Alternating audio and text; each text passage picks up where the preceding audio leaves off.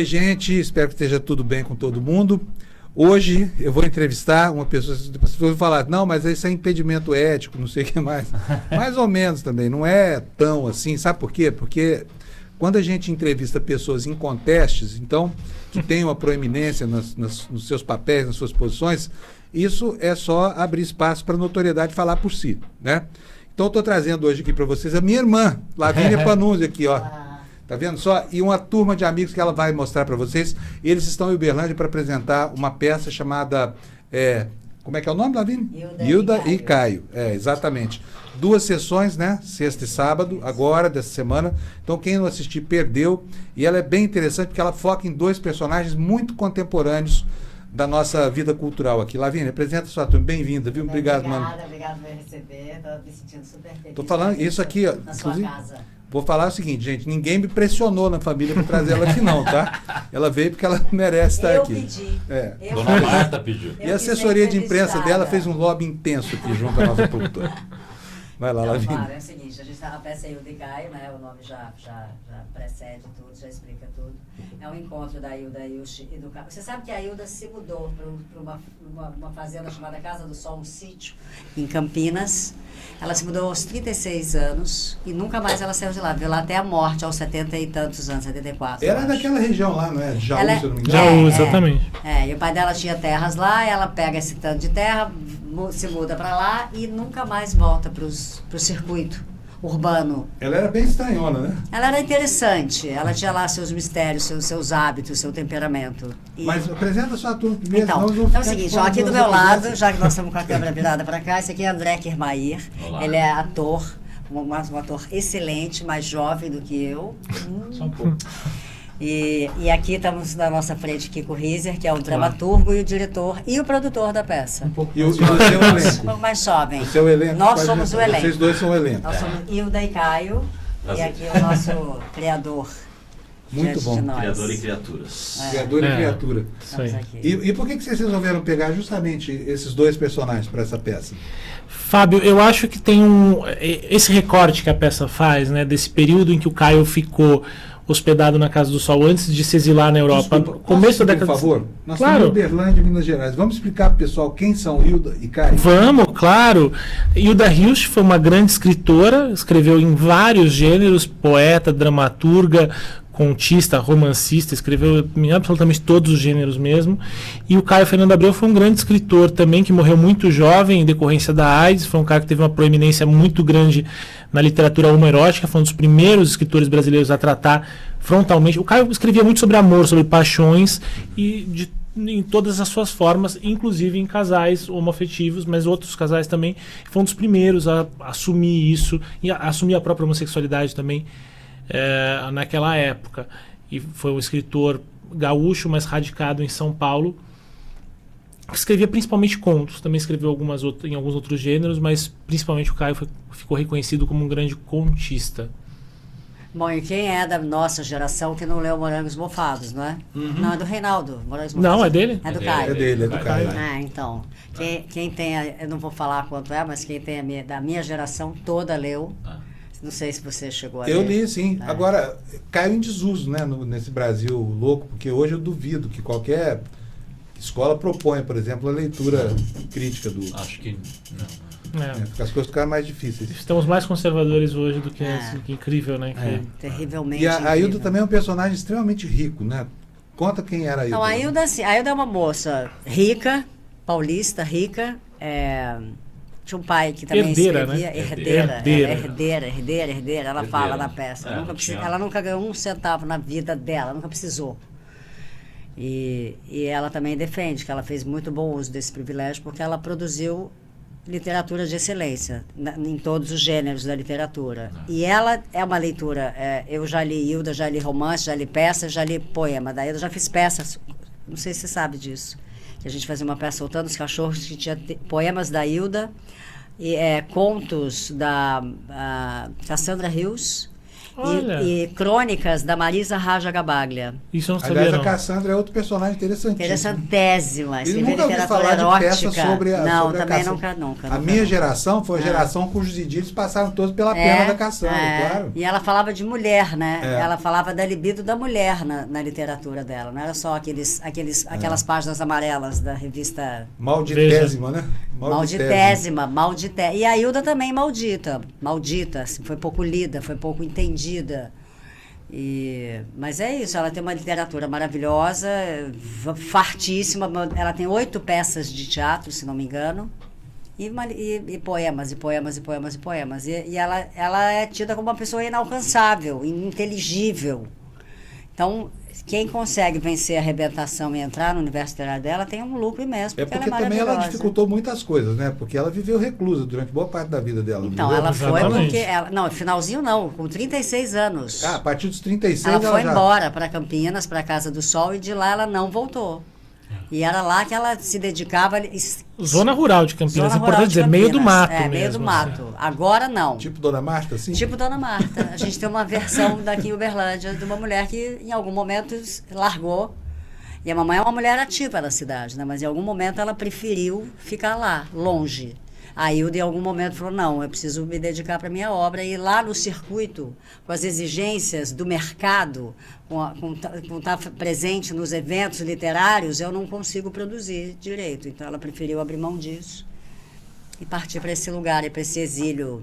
E foi nesse ambiente de reclusão que ela produziu o mais importante da obra dela. Porque ela passou praticamente toda... Ela morreu velhinha, Ela né? morreu com 74, talvez. Então quer dizer que 74 anos. metade da vida dela ela passou no meio Na do Casa mato. do Sol, lá na Casa do Sol. Com 50 cachorros. Ela foi casada lá, depois o marido se separaram, o marido dela casou de novo, mora lá, até hoje, não é? Não, Morou lá, quem mora é o filho deles. Peraí, você tá falando. O Aí ela marido foi dela casada. não. Mas não, não é o Dante.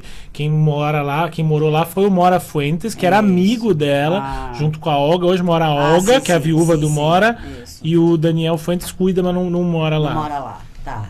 Mas eu sei. o Mora não era casado Mas com enfim, ela foi casada, separou, ficou amiga desse ex-marido dela. E a casa dela era frequentada por todo. Ela era muito amiga da Lígia. Ela era amiga do povo Mas ela recebia essas pessoas, então. Recebia. Ela era antissocial. Ela tava Não, Grandes ela rodas tava- de uísque e literatura toda noites noite. adentro ali, bebendo e conversando sobre tudo de bom, entendeu? E o E ela Caio- recebia. Desculpa, ela recebia não só no sentido social, as pessoas ficavam hospedadas lá. Muitas pessoas ao mesmo tempo. Ele tinha até esse hábito que a Lavínia sempre gosta de falar, que era muito legal, que à noite eles se juntavam para ler o que eles tinham escrito ao longo do dia. Então um ia lendo para o outro a obra recém. Quem era Hilda, Lígia Fagundes Teles? quem Ah, mais? não. Não, diversos. Muita depende. gente. O Caio ficou lá. Caio, principalmente, passou por lá muitas vezes. Essa, Mas muita gente. Esse recorte que o Kiko faz porque o Caio Fernando Abreu ficou lá 1 ano e meio, mais ou menos, antes de ir para o exílio. Morando lá. Ficou lá no sítio com a Hilda. Ficou lá e também ressignificando a vida para si mesmo e escrever e tudo E mais. jovem, né? Uma fase jovem dele. Jovem. Ele É bem porque mais ele é jovem. muito mais novo que ela, né? Muito, Ele, se a memória não Não, me falha. não tanto, mas uns 20 anos. Eles são amigos e tem uma relação de discípulo e o quê? Discípulo Mestre e discípulo. Mestre E e o discípulo. Caio Além de uma morreu relação nos filial 80, e não foi? maternal também. O Caio que vocês morreu têm. Anos em... 80. Não, o Caio morreu porque 96. o Caio... 96. Eu lembro faz muito tempo, isso já não era mais o... Com 47, não nos né? primórdios da AIDS, mas foi um 47. caso, né, de Foi. grande repercussão. Foi, porque ele abriu tudo o tempo inteiro, né? Foi pública a vida e essa coisa da AIDS do Caio, ele assumiu isso e deixou isso aberto para todo mundo saber. E ele teve um acordo com a Hilda, antes de morrer, eles apareceriam um para o outro para dizer... Ao morrer. Ao morrer, eles se despediriam um do outro, estivessem eles onde estivessem. E cumpriu-se a profecia? E a Hilda disse que sim. Que o Caio morreu às 2 da manhã e às 10 da noite ele esteve com ela na Casa do Sol. Ela sonhou com ele. E ele tinha dito antes que apareceria para ela com alguma vestimenta, Alguma com algo peça vermelho. vermelha. Que se ele aparecesse com algo vermelho, ele queria dizer que estava tudo bem. E ele aparece no sonho dela depois A de cor fato. da pomba Ela nem gira. sabia que ele tinha morrido. E ela conta isso Contou muitas Ela vezes. conta isso. Agora, ela sempre foi meio mística, né? Super. Ambos, né? Mística, e ela tinha essa paixão. Ela era muito amiga do Mário Schember. E e essa coisa das vozes, dela gravar as vozes... Mas o Mary Chamber não é místico, é? Não, ela é físico. Não, Ela físico, também. então. Ela também. Ela é física? Ela flerta, ela admira a física. A Hilda lia o dia inteiro. Mas ela não era física de formação. Não, né? não era. não. Ela era uma amante amadora. não é? Ela era uma Igual nós aqui. Isso, igual nós aqui. E Só que ela- defendia que a física tinha tudo a ver com o processo de escrita.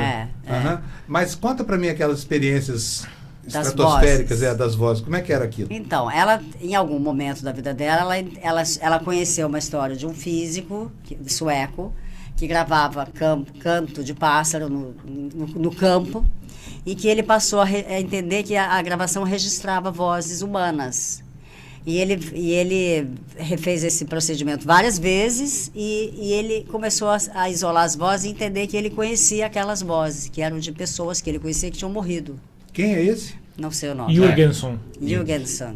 Esse é o quê? Ele É um... Físico sueco. Ele Físico mostrou sueco. esse experimento para algumas pessoas, né? Do local, era isso, né? Mostrou Ele para a mostrou- família e amigos As das pessoas pessoas. reconheciam essas vozes e a Hilda, então, passa a gravar. Só que o que a Hilda faz? No momento da nossa peça, ela grava do rádio dela, ela tira de sintonia o rádio. Que é aquela coisa que muita gente do mundo faz. É. Tentar na frequência Isso. aberta, captar o ruído estático, né? Isso. E ela, só que ela captava vozes, palavras, frases. Pessoas falavam com ela através desse espaço disponível. Entre uma estação e É, outra. entre uma estação e outra. E aí, em 79, o Fantástico faz uma entrevista com ela. Sobre isso, sobre esse Sobre isso. experimento. E ela mostra, ela fala, olha, aqui ela está dizendo, Hilda, querida, sei lá, uma coisa francesa, uma E frase áudio, Você que Francês. sabia a frase em francês. É, eu não né? lembro mais. J'ai Près de moi, tia près de moi, você está perto de mim, tia près de moi, que a voz fala. E ela, de fato, a gente E o escuta. Hilda dá pra escutar. Não, a parte em francês eu não ouço, Tia mas o Près de Hilda moi. dá pra ouvir mesmo. Mas assim, ela foi ridicularizada por isso. E ela se fechou, então, a partir dessa coisa. Ela tem. Conta-se que ela tem vergonha do que aconteceu a partir da história do Fantástico. Ela pagou de louca pro Brasil inteiro. Os próprios físicos amigos dela, ela realmente tinha uma roda de amigos físicos, né? O Mário Schoenberg, como é que ele chamava? Não é Newton Cruz, mas enfim.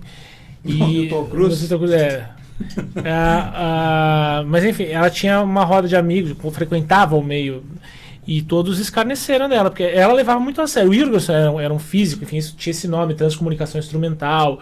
Era uma coisa que foi criada como uma ciência. Mas uma ciência paranormal, de alguma forma. E os físicos aqui do Brasil faziam piada.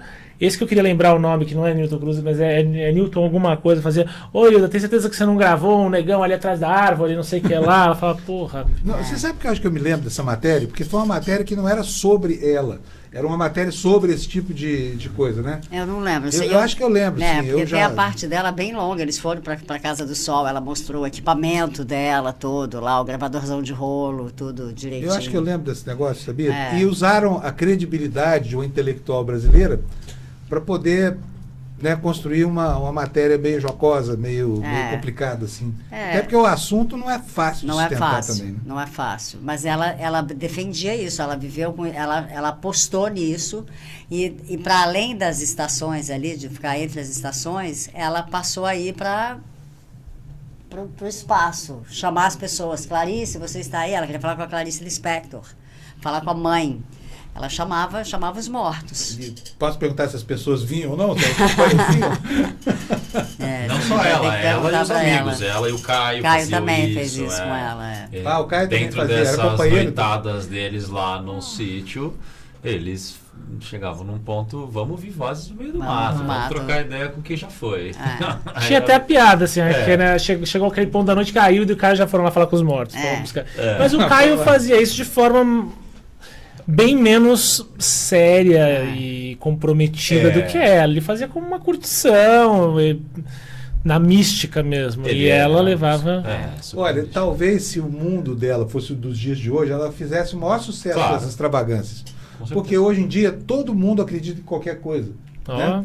O mundo mudou tanto que ninguém vai desconfiar de uma senhora que sustenta, né, como intelectual, uma mulher que produziu muita cultura no Brasil, não vai desconfiar de que é apenas loucura, porque hoje em dia, né, a loucura é palpável, assim, você toca na loucura. Chega na gente. E como que tá isso na peça de vocês? Como é que vocês colocam isso lá? Essa passagem? É uma passagem. Eu não vou dar pequena? Spoiler, hein? Mas.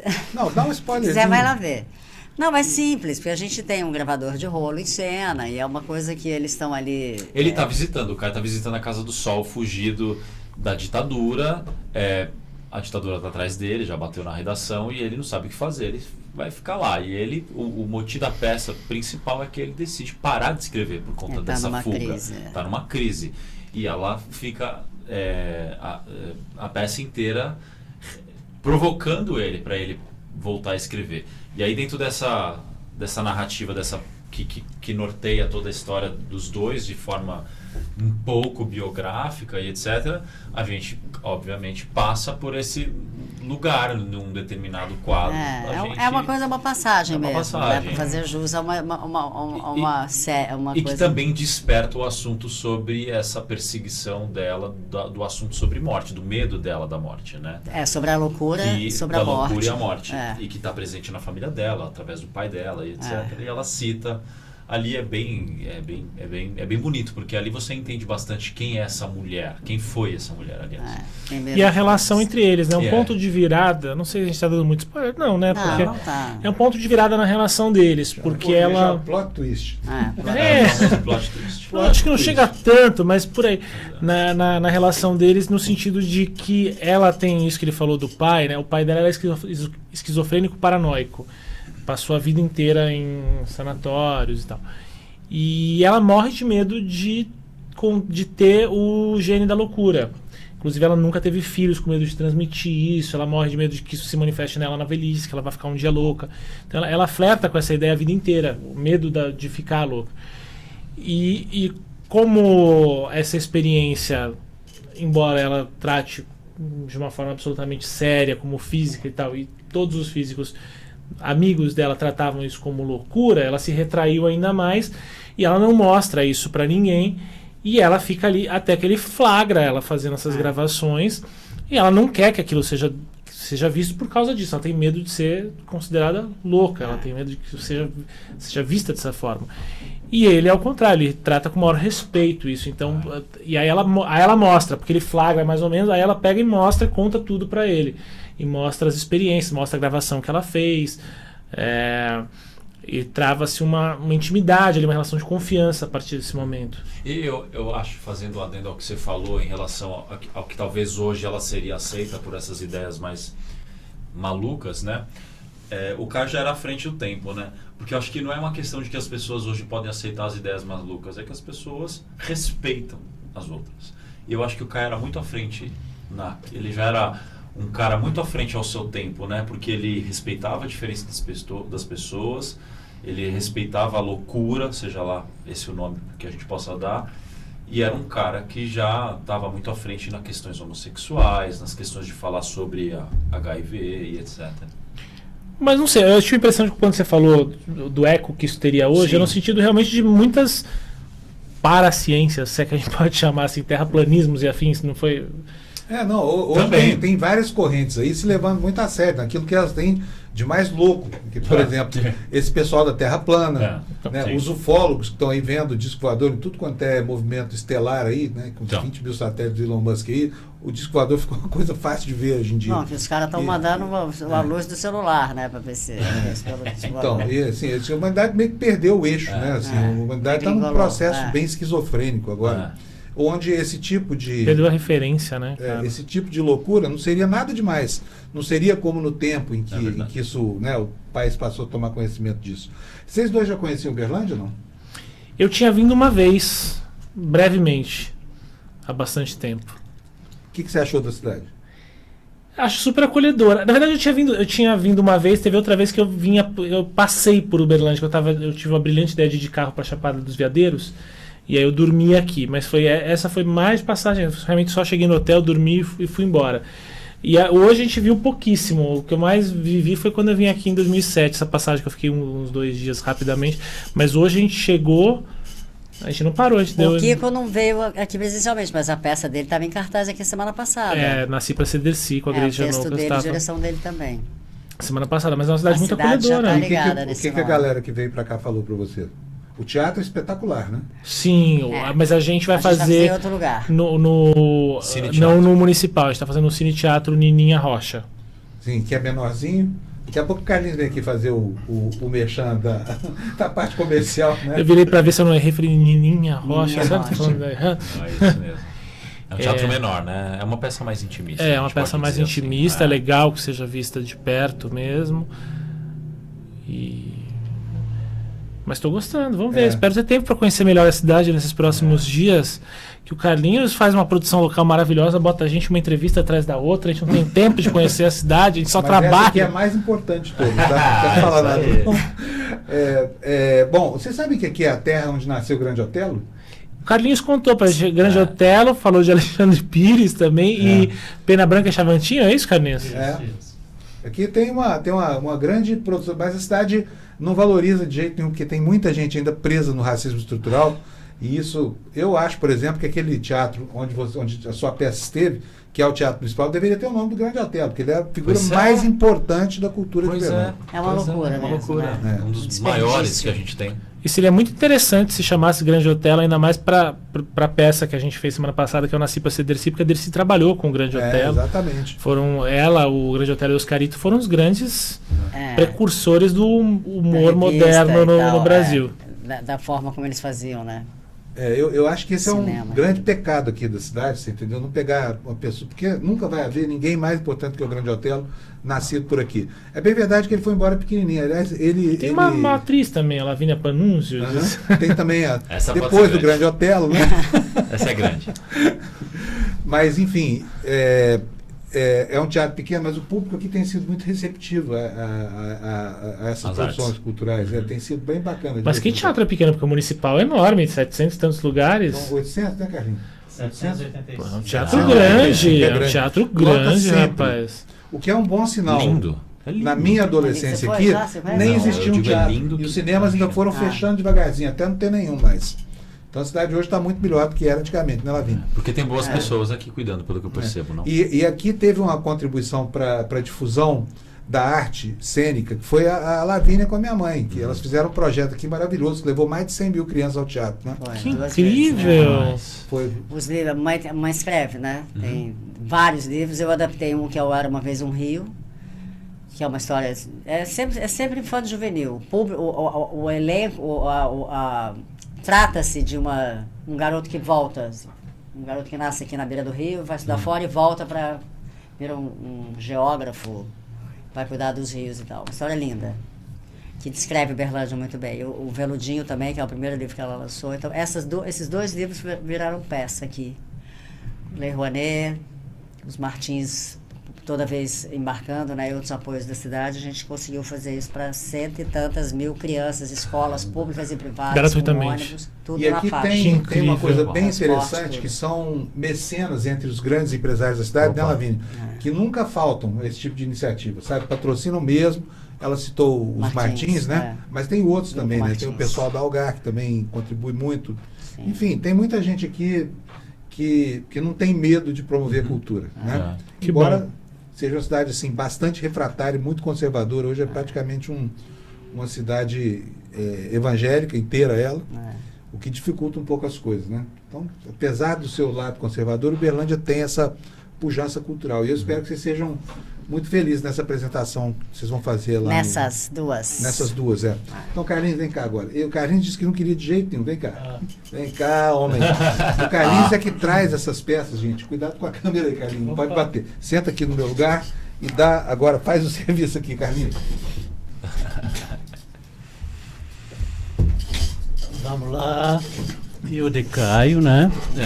Amanhã, sábado, no Cine Teatro Nininha Rocha. Para quem não sabe, é um teatro que tem no Centro Municipal de Cultura, que é o antigo fórum da cidade, né? É uma coisa que ainda está sendo conhecida pelas pessoas de Uberlândia, porque é muito recente isso, né?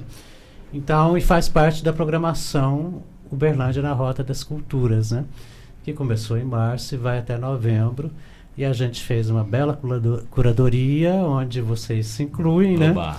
para consolidar uma programação com vistas à formação de plateia em Uberlândia e tal. Você faz o Teatro Municipal e essa sala, Nininha Teatro Rocha. Municipal e essa sala Nininha Rocha. Mas o Teatro Municipal e essa sala, ela ainda também... É porque um dos grandes problemas que a gente enfrenta é a ausência de espaços. Tá. A cidade é muito grande para ter só esses 2 teatros, né? Aí tem o Grande Otelo, vocês falaram agora há pouco, mas existe o Teatro Grande Otelo, né? Que estava em ruínas. Não é... Um teatro de médio porte, que tá sendo reformado, né? E tem que... Acho que falta um pouco dar uma... Está sendo reformado há 30 anos, né, cara? Não, mas agora tá mesmo. Agora vai. Dizem que ele vai ser entregue... É no mesmo lugar, lá no naquela mesmo praça. Lá em que vai cima. ser entregue em outubro. A ano eleitoral faz milagre. né? Não, mas se tem uma recuperação no espaço cultural, podia estar asfaltando rua, né? Por exemplo. O que eu acho que a Que é o gente que tá acontecendo deveria em São Paulo. considerar, o que eu acho que deveria considerar é assim, deveria ter talvez uma consultoria um pouquinho mais acirrada de pessoas da área, de técnicos da área, eu senti já algumas pessoas localizando alguns problemas antes dele estar pronto. Sei. Então, assim, enquanto ele está sendo reformado, eu acho que vale tentar verificar que esses problemas são esses, solucioná-los. Claro. Porque depois de pronto não tem volta. né? Ficar uma casa ativa, né? Funcionando, recebendo Não adianta gente. reformar tudo, fazer e chegar depois ter problema. Mas Mas então... é um bom teatro de médio porte, eu gostava mais do anterior. Bom, a gente fez Despertar da Primavera lá. Foi. Em 1900 e quanto? Na 80 e década- quanto, gente? Década, segunda metade. No segundo grau. Não, década de 80, amor. Segunda metade da década de 80. Porque logo depois eu fui embora. Eu fui embora em 85 daqui. Então foi 84, 85. A gente meados estava da inaugurando década. esta casa. Ou reinaugurando o teatro. Reinaugurando. A primeira das reinaugurações. Lá é um espaço histórico, porque era um cinema que virou teatro. Aí ele teve várias reinaugurações, né? Teve essa e essa. Nossa, agora eu falei, tô lembrando da nossa festa. Tô lembrando tudo aqui, que loucura. Era o Savinho, né? Savinho, Cristiane Porto, Sumaia Mata. Sumaia, você, eu, Ivens. Não, eu tava só, eu nunca Você não tava fazia no peça com palco, ator? não. Nessa época eu já tinha abandonado Nossa, que a loucura, cena. tô com uma memória de ver cena, tô doida. Tô doida. Tava lá.